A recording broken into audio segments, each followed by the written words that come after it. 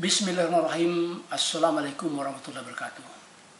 Pembahasan kajian Kristologi kita akan lanjutkan dengan membahas bagaimana Bambang Nursena itu lihai.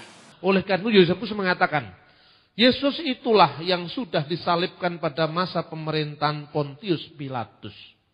Tetapi murid-muridnya tidak berhenti mengasihi dia. Karena apa katanya? Mereka melaporkan, jadi mereka melaporkan berarti Yosefus nggak percaya dengan laporan itu. Mereka melaporkan bahwa Kristus yang sudah mati itu bangkit kembali pada hari ketiga dan menampakkan diri kepada mereka. Wah, pemirsa yang budiman, pernyataan Bambang Nursena ini memperlihatkan betapa dia sangat lihai. Coba saksikan pernyataan berikut ini. Karena apa katanya? Mereka melaporkan, jadi mereka melaporkan berarti Yosefus nggak percaya dengan laporan itu. Mereka melaporkan bahwa Kristus yang sudah mati itu bangkit kembali pada hari ketiga dan menampakkan diri kepada mereka. Mereka melaporkan bahwa Kristus yang sudah mati itu bangkit kembali. Pak Bambang, di halaman berapa, di alinea berapa, dalam bukunya Yosefus mengatakan bahwa murid-murid melapor. Pertama, tidak ada pernyataan dalam tulisannya Yosefus bahwa murid-murid melapor. Yang kedua, tidak ada fakta sejarah yang menjadi rujukan Yosefus bahwa murid-murid melapor bahwa Yesus bangkit pada hari ketiga dan menjadi Kristus, Tuhan dan Allah, seperti yang dipropagandakan Bambang Nursena. Pak Bambang, tolong katakan, murid-murid yang Bapak maksudkan ini siapa mereka? Mereka melapornya kepada siapa? Bapak jangan berdustalah. Kasihan umat yang Bapak sesatkan.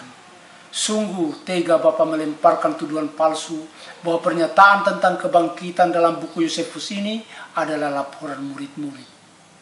Ini bukan laporan murid-murid Pak Bambang, tetapi perbuatan tercela gereja yang diselipkan ke bukunya Yosefus. Mengapa Bapak tidak jujur mengatakan bahwa gereja telah mempermak tulisan Yosefus dengan menyelipkan ajaran agama misteri tentang Kristus yang mati dan bangkit kembali untuk memperlihatkan, wah, seakan-akan Yosefus mendukung keimanan Kristen. Pak Bambang, tidak ada kata-kata mereka melaporkan sebagaimana yang Bapak katakan. Murid-murid Yesus orang Yahudi yang memahami kitab perjanjian lama tidak mungkin melapor atau mempromosikan ajaran sesat tentang Kristus Tuhan agama misteri yang mati menebus dosa manusia dan bangkit pada hari ketiga seperti yang Bapak propagandakan. Karena mereka tidak mempercayainya. Ini adalah ajaran Paulus dan pendukung-pendukungnya di kerajaan Romawi Pak Bambang yang mengkampanyekan ajaran penyembah berhala agama misteri. Gereja lalu menyeret murid-murid Yesus yang lugu ke dalam pusaran kemusyrikan ini dengan mengklaim bahwa Injil-Injil dalam kitab perjanjian baru adalah tulisan mereka. Ini dilakukan untuk memberikan kesan seakan-akan ajaran kemusyrikan tersebut adalah ajaran murid-murid Yesus.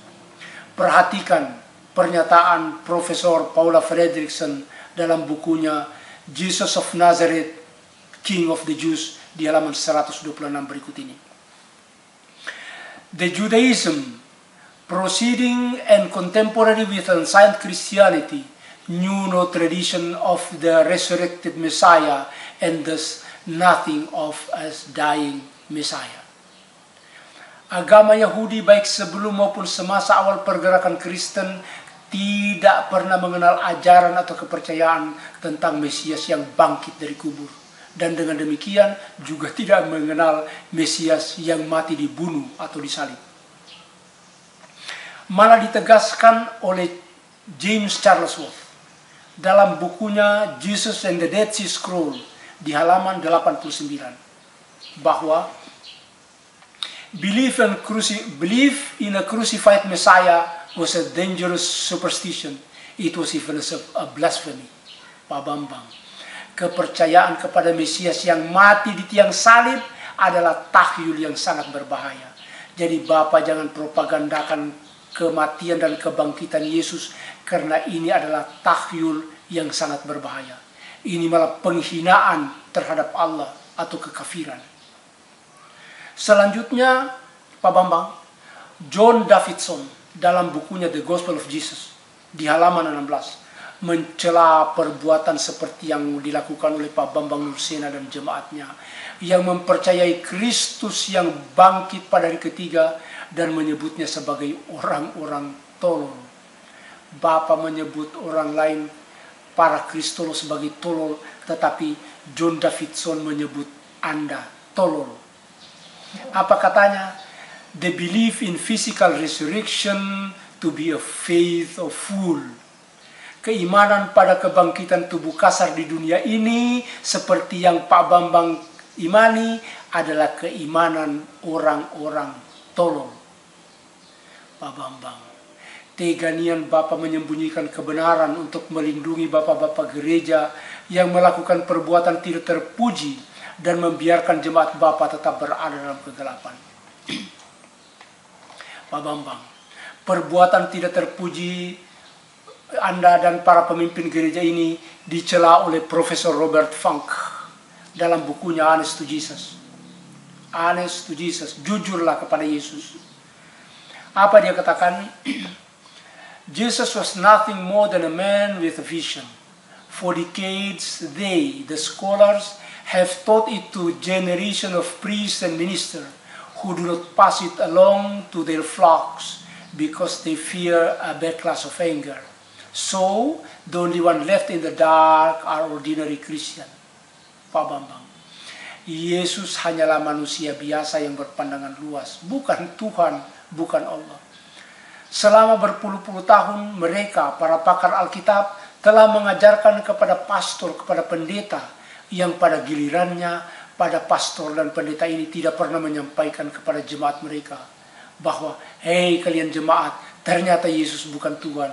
Hei kalian jemaat, ternyata Yesus bukan turun dari langit.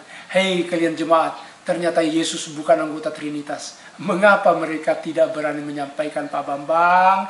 Karena para pastor dan para pendeta ini takut didamprat oleh jemaat. Akhirnya apa yang terjadi? Yang dibiarkan berada dalam kegelapan adalah umat Kristiani. Begitu Pak Bambang. Terima kasih. Dan kita akan lanjutkan dengan topik pembahasan berikutnya, yaitu pernyataan Pak Bambang, kebangkitan Yesus diterus sampaikan. Sekian. Assalamualaikum warahmatullahi wabarakatuh.